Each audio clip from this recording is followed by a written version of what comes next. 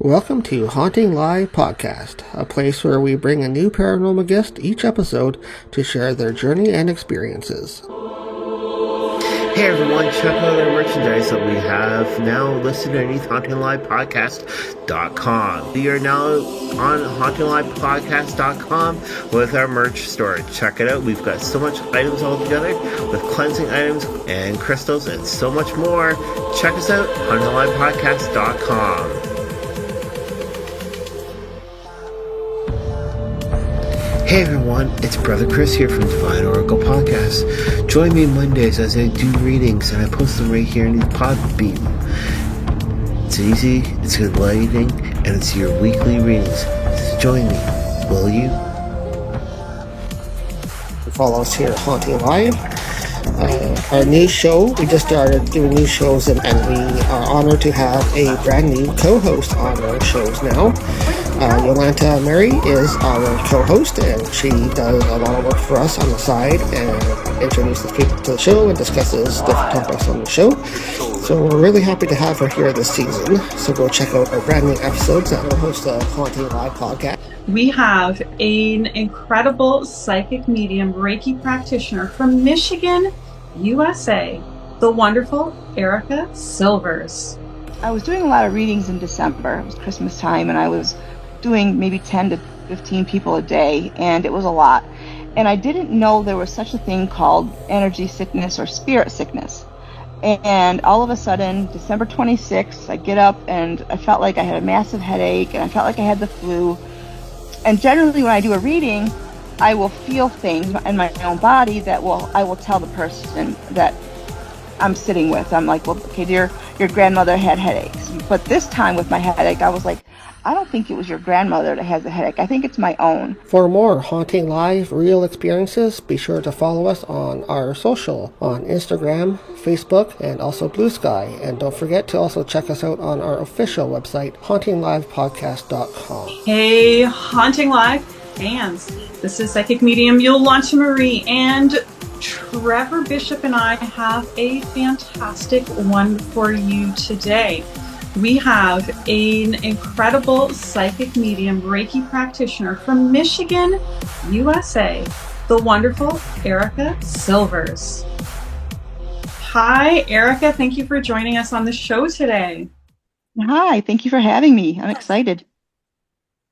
Yeah, thank you for taking your time and joining us here on Haunting Live. We really appreciate your time today and joining us here to talk a little bit about your background, what you do as a medium.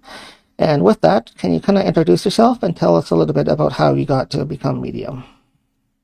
Yeah, so, I've kind of known my whole life that I had abilities. I was very young, mostly hearing things or just knowing things that I knew I didn't learn, like in school. So that's the claircognate part of it, but I would just do really good in school and answer trivia questions really quickly and things like that. And then I started, knowing when people are going to die, which is kind of scary for me a little bit because it still happens, and I don't like that part of being a medium, but I guess it comes with the territory. And so I didn't really start doing readings or anything like that until a couple of years ago. I wanted to learn more about psychics. I wanted to learn more about myself, what my abilities were.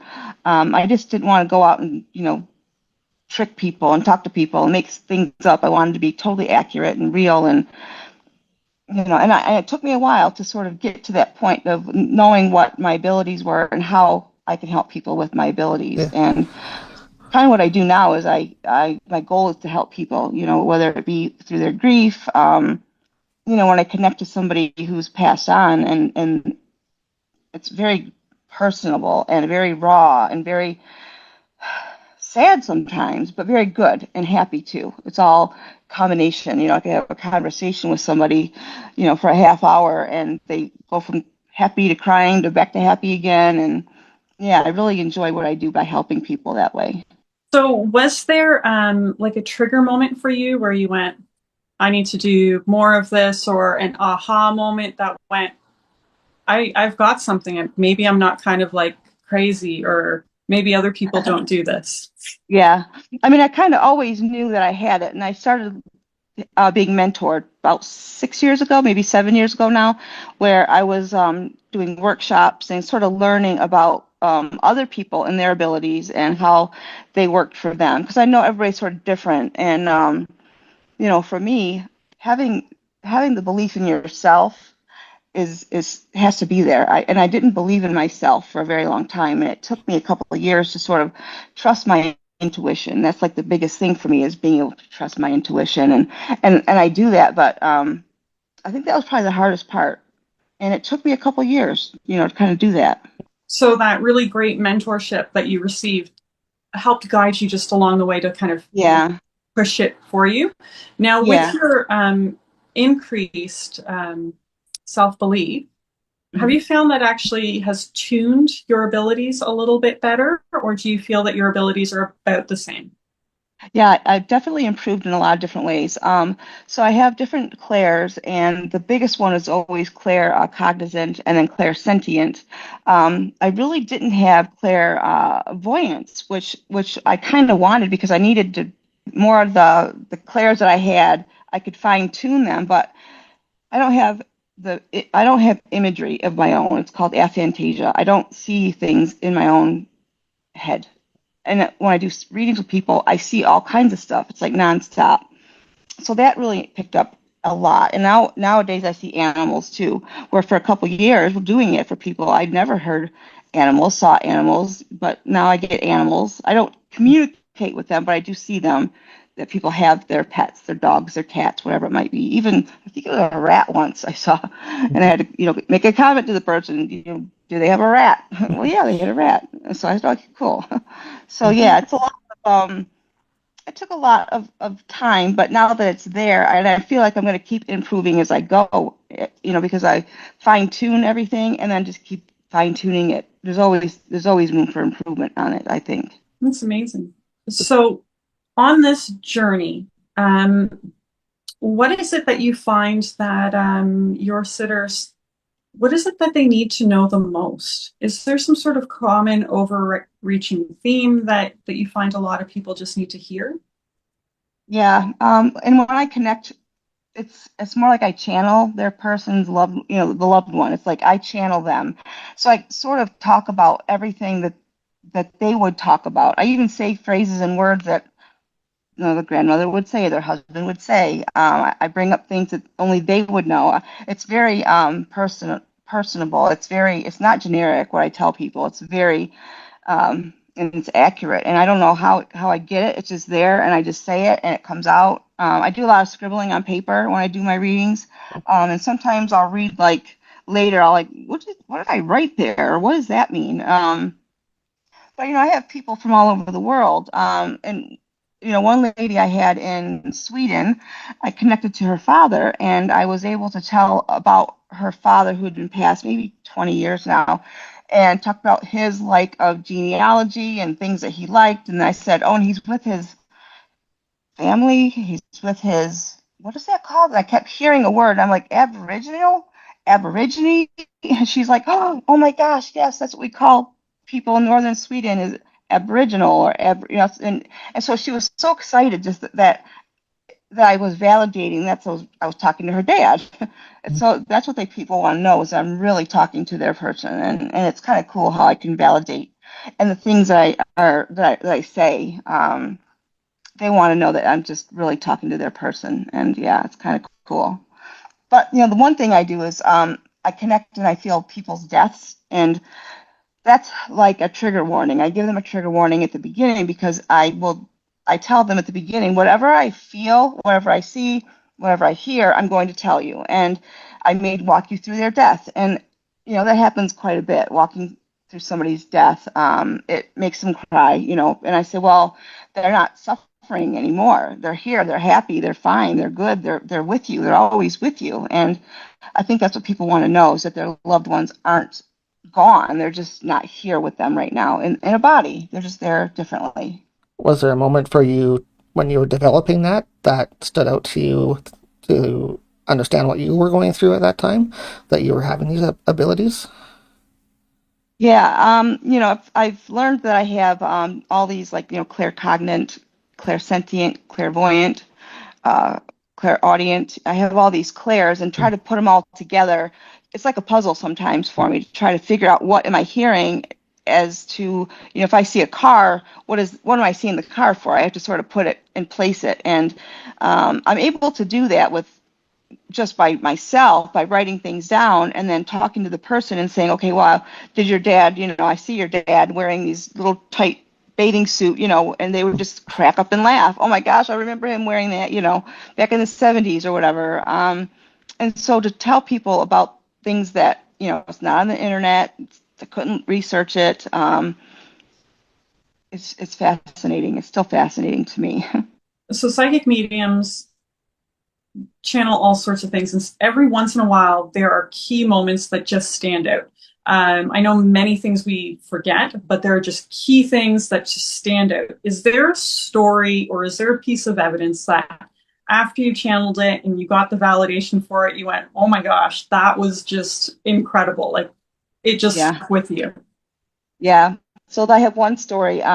Usually, so I do all my sessions through Zoom. I don't have like an office or a business that I go to. I just do it right from the home. I do it through Zoom. And so, I have people from all over the place. And my favorite person, I think, she was in Vancouver. And before she even sat in front of me with the camera, I was getting like tribe, Native American, generations. And I was seeing all of these things. It was fascinating to me. And so before she even sat down, I was seeing it, which is not usually how I work. I try to keep it closed until I see somebody. But when she sat in front of me, I said, look, I'm seeing a tribe.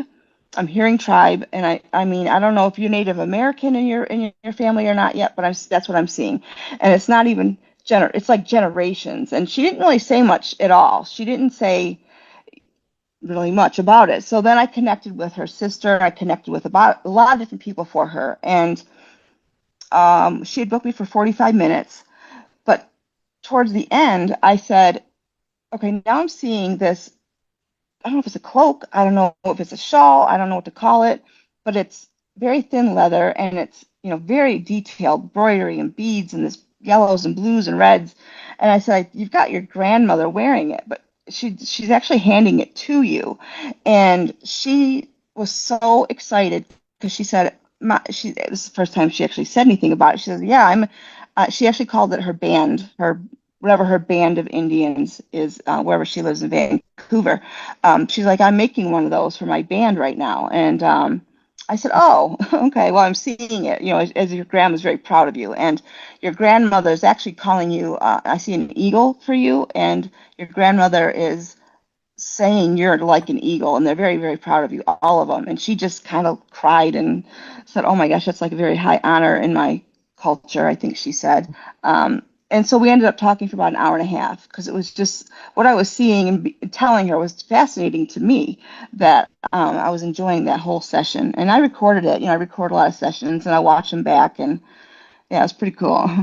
Do you get that a lot, quite often when you do a client? Do you find that the stories that come out through them kind of impress you as well? That's something you didn't know about? I think so, yeah. I actually had a reading with somebody. They set themselves up on my website, and I tell them I don't need to know your name. I just meet you and we just go. And one of these, it's a man, and he sat in front of me. And when I got his name and put it into my Zoom, it auto-corrected it, so it wasn't even the right name. And talking to him for a couple of minutes, he was like, I can't believe you know everything you know. Did you look me up? And I said, no, I didn't look you up. I said, your name isn't even spelled right on here. How could I look you up? And he said, wow, because everything you've told me is spot on. And then I continued the session and got into talking about his grandmother and walked through her passing, the exact details of her passing, who she was with, where she was, how it happened. And he just said, nobody but the family knows how she passed. And I said, oh, I didn't know how to respond to that. And he said, well, she's famous. Do you know who she is? And I said, no, I actually didn't get her name or anything like that, but I could try if you wanted me to. And I actually didn't get her name. But then at the end, he said, well, can I book you again? And I said, well, of course. And he said, I've never rebooked a psychic before, but you are amazing. I can't believe it. And I said, okay, that's great, And then he's like, do you want to know who my grandmother was? And I said, no, because if you tell me, then I'm going to look her up now, and then I won't be able to read for you anymore. I wouldn't be able to do it because, you would think that I knew about your family because I looked you up. And he says, well, that's okay because I trust you. And I said, all right, well, I'm going to look her up if you tell me. So, so he gave me her name, and then I was like, what? So then I looked her up, and everywhere on her death, talking about her death, it just says unknown causes, unknown, doesn't say anywhere how she died. So for me to be able to connect and to actually physically feel it and walk people through it, that's kind of cool for me. It's interesting. It's fascinating because I'm a skeptic. I'm a big skeptic myself when it comes to certain things. And so to have it happen and work and the way that it happens for me I'm still fascinated. So how did you find that reaching out to people like that if you have a skeptical side in psychic work or even paranormal stuff? How were you developing your skills then? Did you find it more difficult to accept that you had the abilities, or? It was a little difficult, but the thing is, I always knew that I had them myself. I always knew, and ever since I was 3, I was talking about being reincarnated, things like that. And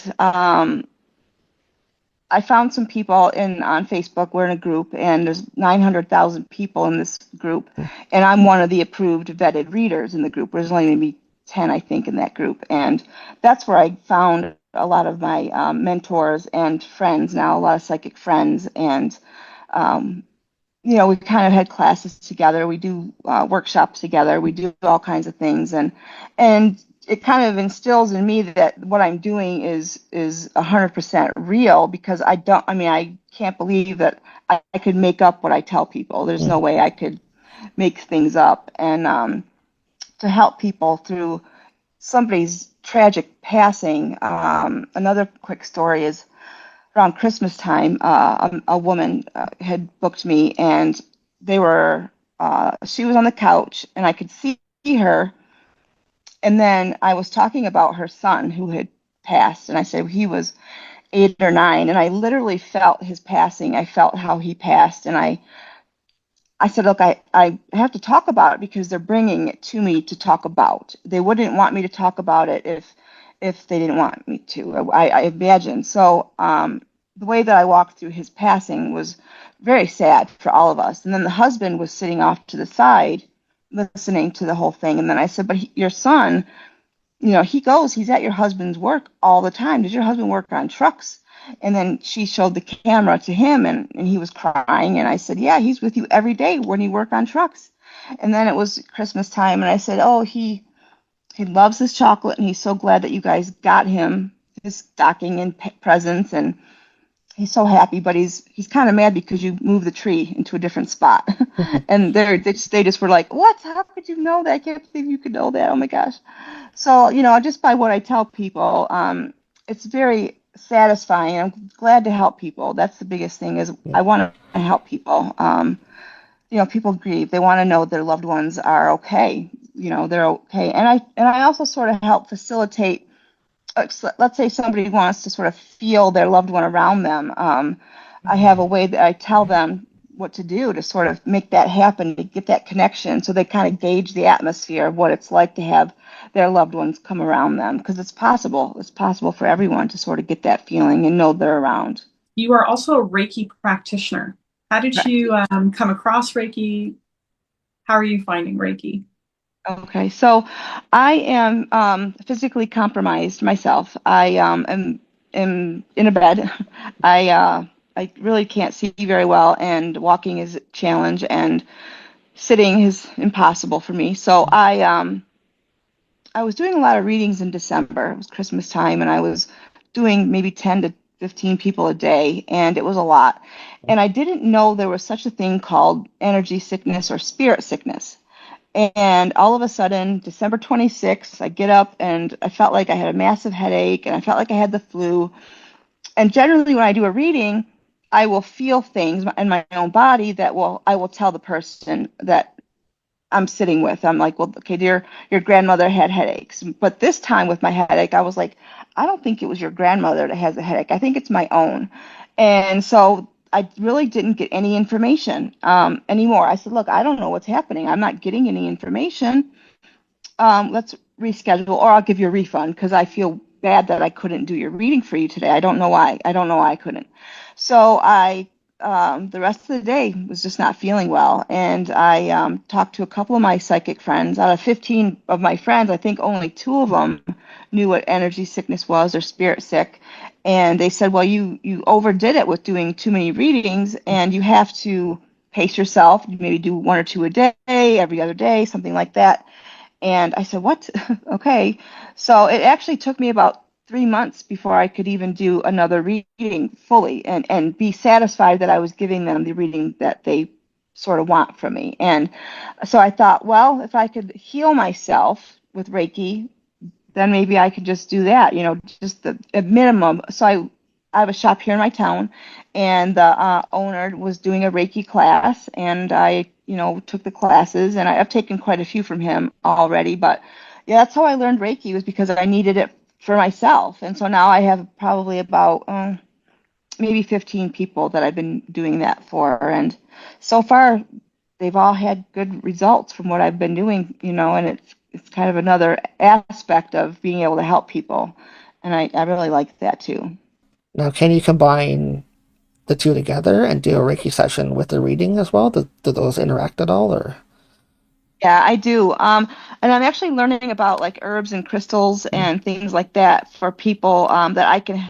I have a lady she's in Australia, and she had asked me if I could help her with her past lives and her karma. She wants sort of help with these things. She's very spiritual, and I said, well, not right now, but I'm going to learn so I can help you. And so I actually have some books here that I got from my shop just so I can learn about crystals and herbs that she could get down in Australia to sort of help her a little bit. And so I did that for her, and she's doing pretty good with that. Good. Are you particularly drawn to crystals when you do Reiki, or is the crystals specifically you're just going to keep it for this one client or potential future clients? Yeah, I actually when I was spirit sick, in the shop that I went to, I bought about 40 different crystals for myself, where I had never even thought about having one before. And I think they helped me. Honestly, I was very skeptical, of course. Here I am a skeptic, what do crystals do? What do herbs do? But I have them, and I have, the white sage and the Palo Santo, and I need to protect myself. We have to sort of do that as psychics, I think, to sort of prevent the energy sickness and to protect ourselves just from negative energies and the low level ones too. There was a point where I had met a lady in London, and she had cancer. And when I was finished with the session, I was exhausted. And a friend of mine, psychic, said, well, the negative energies that she has surrounding her because she's sick have now sort of attached to me a little bit. So learning a little bit more and more about that just for protection. And I'm very glad now that I found the crystals and the herbs. I have yarrow and a bunch of herbs that I sort of keep around me too. And I want to help people with that because it's sort of an easy way that they can be proactive in setting up their crystals and sort of, having them and trusting that they're going to help them. Yeah, for sure. What's your favorite one? I think jet. I use jet and amber. Jet in my right hand and amber in my left. And when I do my meditations, I hold them. I actually have them when I do sessions, so I kind of hold them in my hands here. I have a couple of other ones too that are heart shaped. They're pretty. I like those too. But my favorite, I feel like the jade and the amber is what I need to help protect myself, protect me. Jade is one of my favorites also. So yeah. Okay, yeah. Yeah, I bought them all. I have like probably 4 different sizes because I'm like, please give me whatever you can. I need it. And now with the Reiki, even here's one quick thing. So like I had said, I'm physically unable to do a lot. I just say that. Well, I can actually stand on one leg and kick my other one up after doing Reiki on myself, which Oh, wow. yeah, if you saw me walk, you'd say it's kind of impossible, but I feel like it's helping me too. And yeah, it's exciting. I'm excited. I wanted to be a doctor. I wanted to be a doctor. So this is another way that I can help people. Better way, I think, even. Yeah, it's funny how things Wonderful. work out. So sometimes maybe you didn't go down that path, but you went down this path instead, and it might be better for you. Yeah. So yeah, Yeah. And the thing is, I was married to a man. We had met when we were very young and very Catholic. And so he didn't believe in psychic. So I never even told him that I was a psychic. He never knew. He never knew. Um, and he passed away 9 years ago, and he knows now. I talk to him all the time, so he knows. But yeah, it's kind of interesting. I didn't really think I would do anything with it. And then about 6, 7 years ago, I thought maybe I should start doing things with it. And I'm very glad that I did because I've learned a lot, and helping people is really important. I want to kind of being a scientist. I keep saying that, but I did in November, I think it was. I did free 10 minutes. Any skeptic wanted to see me, they could book me for 10 minutes. And I did that. And I have I have PhDs, doctors, scientists. There's a lady that I have in Sweden who is a medical researcher. I'm not sure, I never asked her what for, but she booked me for an hour and was fascinated with everything that I told her, how accurate. Another PhD doctor he's referred me to like his own mother and cousins and friends and things like that. So yeah, I want to sort of bridge the gap between the two worlds, ours and then the other side, as I say. So what's next for you? Well, I'm going to continue with doing readings for people, but I also want to write a book about my life. I'm planning on doing that. I don't know really how I'm going to do it yet, but that's what I want to do because I've been through a lot in my entire life. It's just been one crazy thing after the next, and then now this next chapter of me doing the readings for people. I want to add that in there because I think it's important. I think people should know that psychics are real, that the other side, that heaven, all these things are real, and I believe that God gave me these gifts, and so I'm going to do what I can with them to do the best that I can. great. And before we do, just let you go. How can people find you and reach out to you if they want to book a reading with you? So I have a website. It's called it's kind of hard, but it's psychic-medium-erica-silvers.com. That's my website. Okay, Or even Facebook. I'm on Facebook. Erica Silvers on Facebook. I have Instagram as well. Erica Silvers, Psychic Medium on Instagram. great. Well, we'll definitely include your information below here, and they can find you if they want to click on your link and check you out. And I encourage people to head on over and see what you're all about there. So thank you very much. Oh, great. Well, thank you. Appreciate it very much. Miss one of our episodes? Replay your episode on Rhode Island Broadcasting. Show your support for Haunting Live by supporting our broadcast partner, Rhode Island Broadcasting. Find them on YouTube. For more Haunting Live real experiences, be sure to follow us on our social on Instagram, Thread, Facebook, and also Blue Sky. And don't forget to also check us out on our official website, HauntingLivePodcast.com.